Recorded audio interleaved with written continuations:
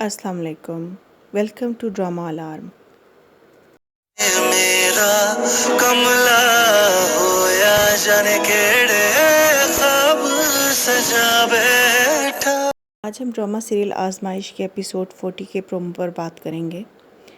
اور پھر آخر کار وہی ہوا جو شیزا چاہتی تھی۔ وہ نمرا کو گھر سے نکالنے میں کامیاب ہو ہی گئی، مگر گھر سے نکالنے کے بعد بھی اس پر الزام لگانے سے باز نہیں آئی۔ طفیل صاحب نمرا کے جانے سے ہرٹ ہو کر کہتے ہیں کہ ہم نے تو سنا تھا کہ پیدا کرنے والے سے زیادہ پالنے والے کی محبت ہوتی ہے۔ ایک دفعہ بھی نہ سوچا اس نے کہ ہم کتنا پریشان ہو سکتے ہیں، ہمارے دل پر کیا گزرے گی۔ اس پر روحان کہتا ہے ماموں پلیز سمجھائیں خود کو، آ جائے گی وہ۔ شیزا کہتی ہے جھوٹی تسلیاں نہ دیں ڈیڈ کو، کسی کی بھی پرواہ کیے بغیر وہ گھر چھوڑ کر چلی گئی ہے، اب واپس نہیں آئے گی۔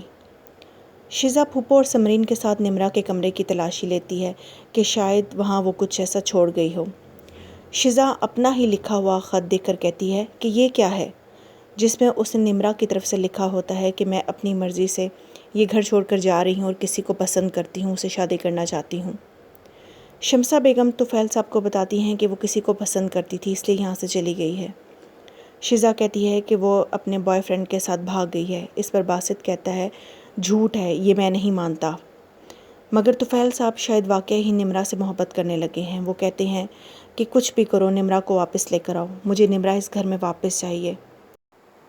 نمرا جب باپ کے پاس پہنچتی ہے تو وہ لالچی شخص اسے کہتا ہے کہ مجھے پتا تھا کہ میری بیٹی مجھے دغا نہیں دے گی اور میری محبت میں چلی آئے گی یہاں۔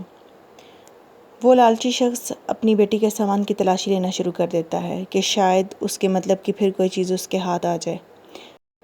نمرا کہتی ہے کہ ابو کو اگر یہاں کا پتہ چل گیا تو وہ یہاں آ جائیں گے۔ اس پر وہ لالچی شخص کہتا ہے کہ ارے اس کی فکر تم مت کرو، تمہارے باپ نے بڑا محفوظ ٹھکانہ ڈھونڈا ہے، کوئی یہاں نہیں آ سکتا۔